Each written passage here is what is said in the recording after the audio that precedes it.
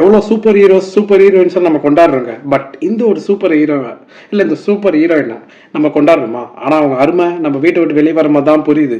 அட இன்னுமா புரியல. நான் யாரை பற்றி சொல்லிட்டு நம்ம அம்மாக்களை பற்றி தாங்க. ரீசெண்டாக பார்த்தீங்கன்னா அந்த சென்னையிலேருந்து மும்பைக்காக ரீலோகேட் ஆகிருந்தேன் பிகாஸ் ஒரு ஒர்க் ரீசனுக்காக. பட் அப்போ தான் எங்கள் அம்மா சொன்னாங்க, வெளியூர் போகிற துணிலாம் நீ தான் துவச்சிக்கணும், நீ தான் சமைச்சிக்கணும், இல்லை நீ தான் வேலையிலையும் பார்த்துக்கணும் அப்படின்னாங்க. அப்போ நான் எங்கள் அம்மாட்ட சொன்னேன், நான்மா நீ பண்ணுற வேலை தான் நானும் பண்ணி போகிறேன், இதான் ஈஸி தான் அப்படின்னு சொன்னேன். பட் அது அப்படி இல்லைங்க. இங்கே வந்தோடனே தான் புரியுது. துணி துவைக்க ஒரு ஷர்ட்டு துவைக்கவே எவ்வா வந்து போகுது. அப்போ தான் புரியுது நம்ம அம்மாக்கள் எவ்வளோ நமக்காக பண்ணுறாங்கன்ட்டு. விட்டு மும்பைக்கு ரீலோகேட் ஆகிட்டு நிறைய மால்ஸ் அந்த மாதிரி கொஞ்சம் ஃப்ரெண்ட்ஸ் கூட சேர்ந்து சுற்றினாலும் சரிங்க, அந்த வீட்டில் இருக்க ஃபீல் கண்டிப்பாக வரல.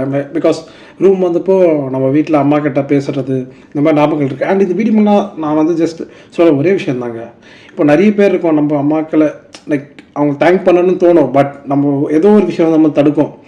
ஸோ அப்படி நினச்சிங்கன்னா இந்த வீடியோ கண்டிப்பாக உங்கள் மதர் ஷேர் பண்ணுங்கள். அண்ட் இந்த வீடியோ மூலிமா நான் எங்கள் அம்மாவுக்கு சரி மற்ற அம்மாக்களும் சரி தேங்க்யூ ஃபார் எவ்ரிதிங் நானும் சொல்லிக்கிறேன். அண்ட் நீங்களும் சொல்லிக்கோங்க. மறக்காமல் உங்கள் கருத்தை கமெண்ட் செக்ஷன் செய்வீங்க. உங்கள் அம்மாவுக்கு உங்களுக்கு இருக்கிற பியூட்டிஃபுல் மெமரியை கமெண்ட் செக்ஷனில் சொல்லுங்கள். எல்லோரும் ஷேர் பண்ணுவோம். Bye bye.